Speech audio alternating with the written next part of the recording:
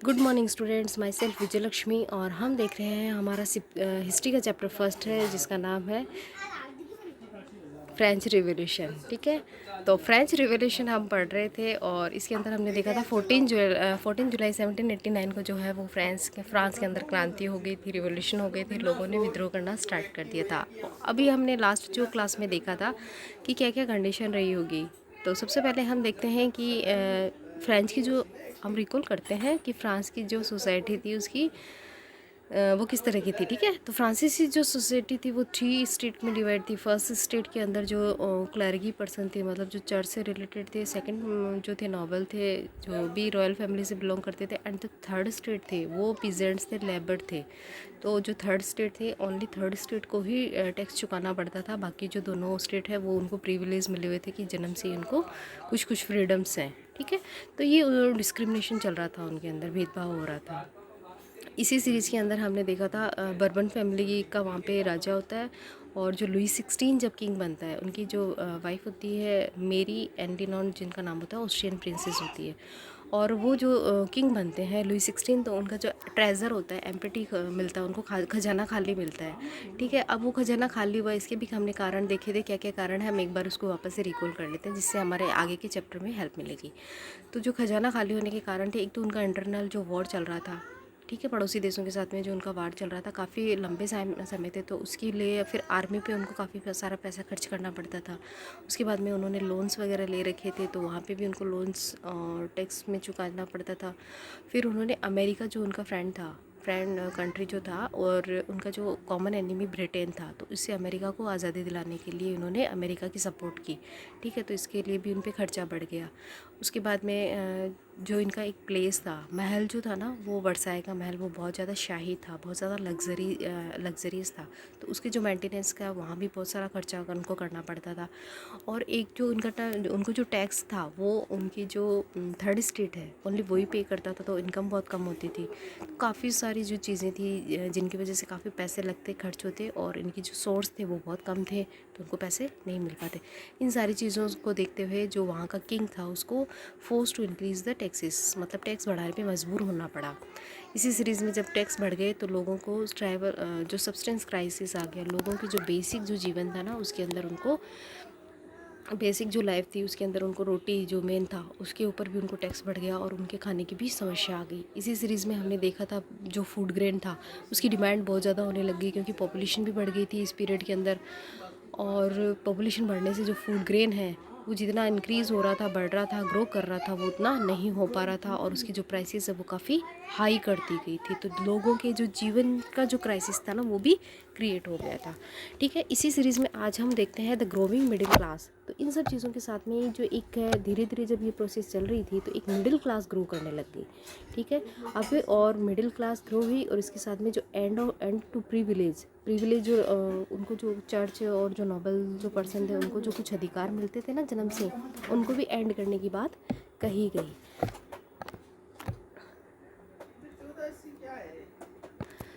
A section of third state becomes prosperous. एक third state के अंदर से एक नया सेक्शन इमर्ज हुआ जिसको मिडिल क्लास बोला गया। ठीक है, और वो प्रोस्पेरस था, मतलब संपन्न था, उसके पास में जॉब थी, उनके पास में पैसे थे।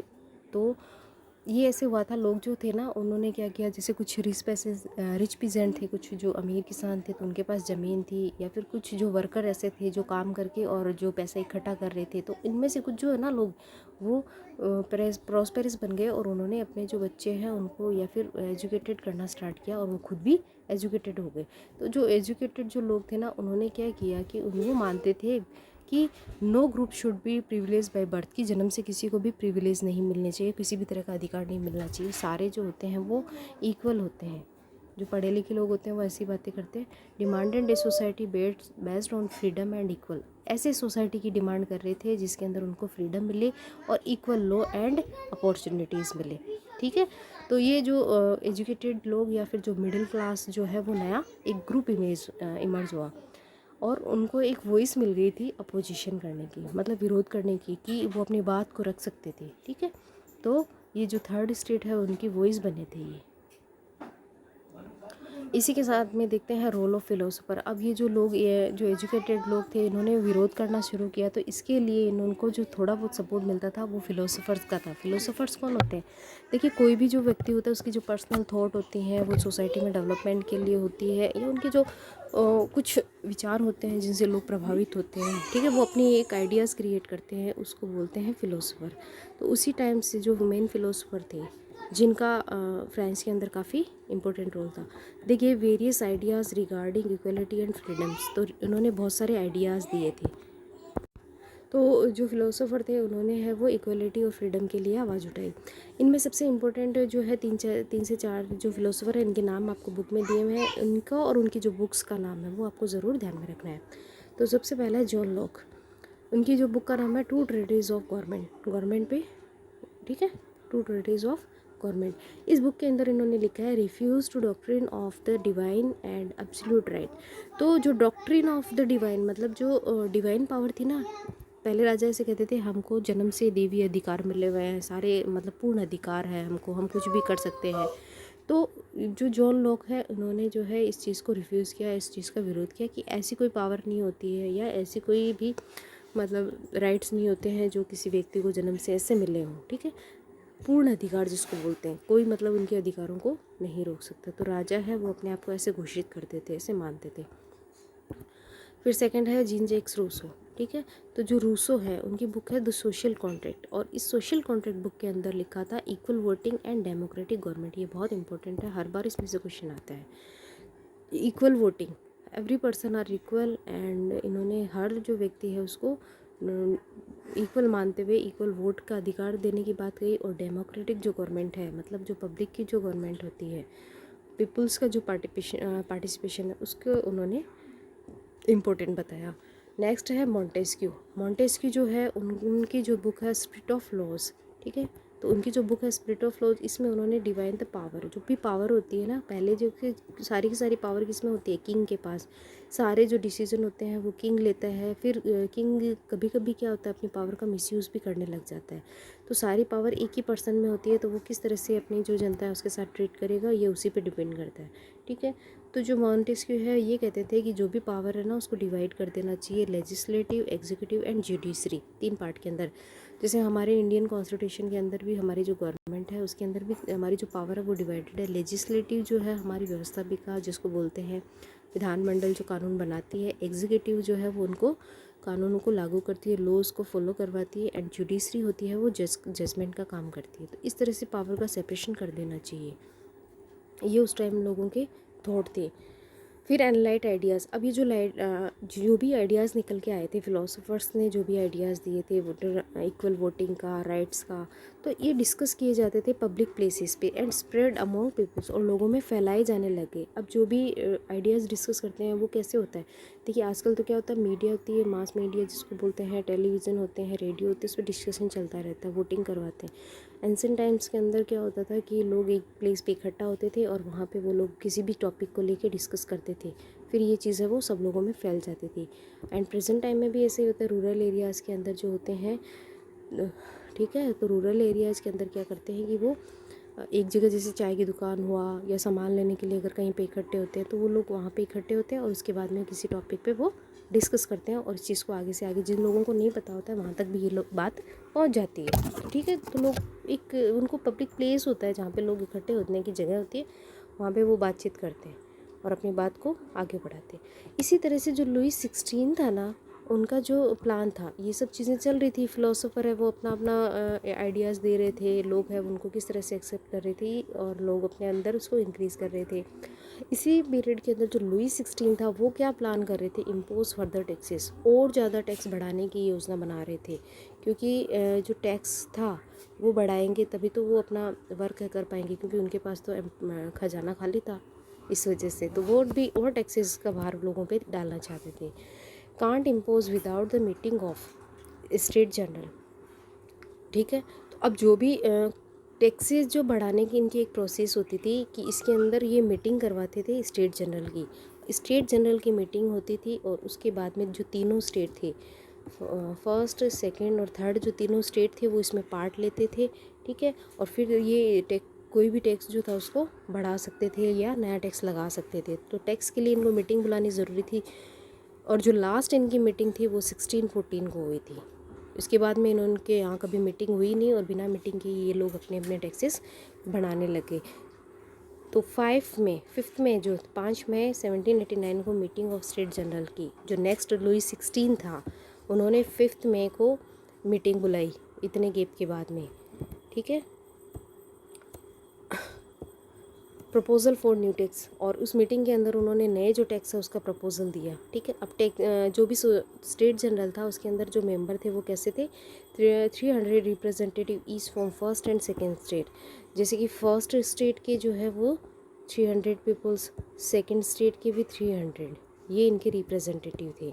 और जो 6 जो था ना, थर्ड जो स्टेट है उसके 600 रिप्रेजेंटेटिव थे, ठीक है। तो 600 इनके हो गए, 600 इनके हो गए।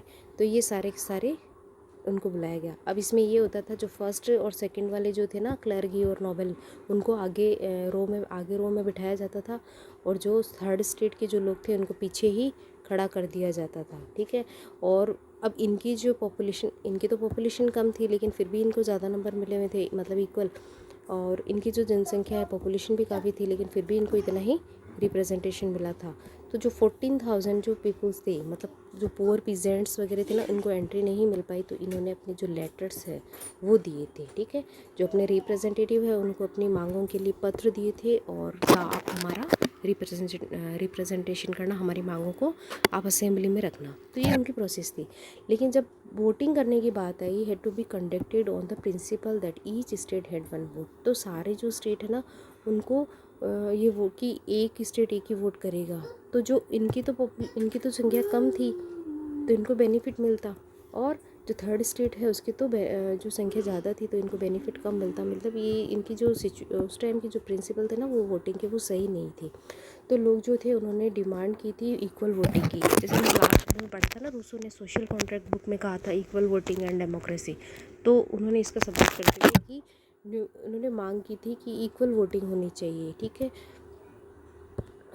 तो किंग जो था ना उसने इस जो प्रपोजल था ना इक्वल वोटिंग का, इसको रिजेक्ट कर दिया, क्योंकि किंग जो है वो नोबल पर्सन और जो क्लैरिगी जो थे ना उनको ज़्यादा इम्पोर्टेंस देते थे।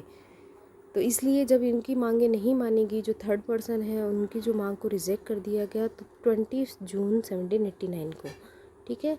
तो ये डेट आपको याद रखना है। ये लोग जो वहाँ से फिर निकल गए, ठीक है। जो थर्ड स्टेट के जो पर्सन थे, ये नेशनल असेंबली जो थी, ये जो जनरल असेंबली थी ना, वहाँ से निकल गए। और कहाँ इकट्ठे हुए, टेनिस कोर्ट के अंदर, एक इंडोर टेनिस कोर्ट है, वहाँ पे ये लोग इकट्ठे हुए, और इन्होंने फॉर्मेशन ऑफ नेशनल असेंबली, अपने आप को नेशनल असेंबली घोषित कर दिया, क्योंकि इनकी जो संख्या है वो काफ़ी थी। तो एक ये डेट आपको ध्यान में रखनी है कि टेनिस कोर्ट जो था वो उसमें कब इकट्ठे हुए थे।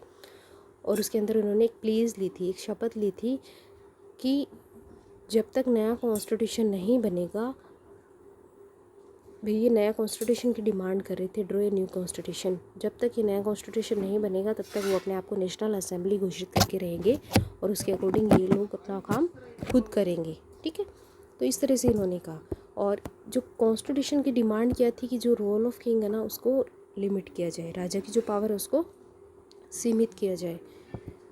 फिर इसको जो सपोर्ट करने के लिए ये जो नेशनल असेंबली बनाई थी इन्होंने, थर्ड स्टेट ने, ये नेशनल असेंबली थर्ड स्टेट ने बनाई थी। तो मिरावियो एंड अबेसियास, ये जो 2 पर्सन थे, इन्होंने नेशनल असेंबली को लीड किया।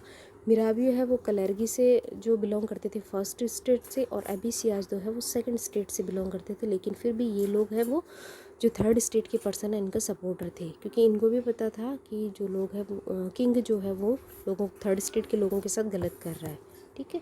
तो इन्होंने इनका सपोर्ट किया। तो नेशनल असेंबली है, इनके जो लीडर कौन थे, Mirabeau and Abbe Sieyes. While the National Assembly was busy to Versailles drafting constitution, जब वर्साइल के अंदर नेशनल असेंबली है वो कॉन्स्टिट्यूशन ड्राफ्ट करने में बिजी थी, फ्रांस वाज ए ट्रमोल। तो फ्रांस के अंदर की जो गतिविधि थी उसके अंदर काफ़ी ट्रमोल्स, मतलब उतार चढ़ाव थे, ठीक है। काफ़ी सारी जो घटनाएं ऐसी हुई थी जिनसे फ्रांस की जो इंटरनल कंडीशन थी वो अच्छी नहीं थी। अब वो क्या क्या घटनाएं थी वो हम देखते हैं।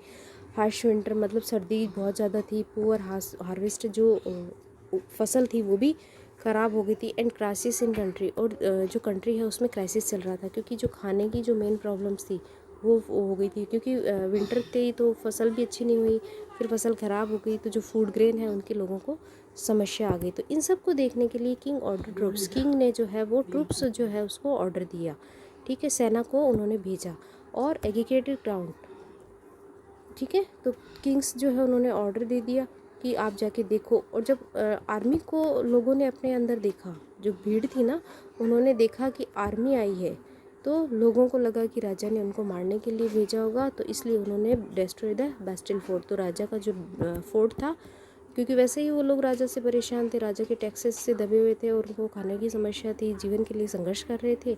फिर उन्होंने आर्मी को देखा तो उनको लगा कि राजा ने हमको मारने के लिए आर्मी भेजी है, तो इन्होंने जो है वो राजा की जो पावर के जो प्रतीक जिसको बोलते सिंबल ऑफ पावर था वेस्टर्न फोर्ट, उस पर अटैक कर दिया, ठीक है। और इस तरह से उन्होंने है वो वहाँ पे कर दिया। उसके बाद में उन्होंने जो अटैक ऑन द चेट्यूस, चेट्यूस क्या होते हैं, जो राजा के महल होते हैं ना, उनको बोलते हैं। तो peasant feared about the action of monarch, अब जो राजा है उनको सेना भेज रहा था शहर के अंदर, तो जो वहाँ के पीजेंट्स थे वो डर गए थे और उन्होंने जो है वो राजा की जो महल्स वगैरह है उन पर हमला करना स्टार्ट कर दिया। Whole country was in the mood of revolt, पूरा जो देश था वो एक तरह से रिवोल्ट के मूड में आ गया था, ठीक है। ऐसे लग रहा था जैसे पूरा देश है वो तैयार है लड़ने के लिए। लुईस 16 रिकॉग्नाइज, तो इन सब चीज़ों को देखते हुए लुईस 16 था, उसने रिकॉग्नाइज़ किया कि नेशनल जो असेंबली है उसको एक्सेप्ट कर लिया और एक नया जो है वो कॉन्स्टिट्यूशन बनाने के लिए तैयार हो गया, क्योंकि जनता है उसने काफ़ी विद्रोह किया था और इस विद्रोह की वजह से नेशनल असेंबली को उसने एक्सेप्ट कर लिया।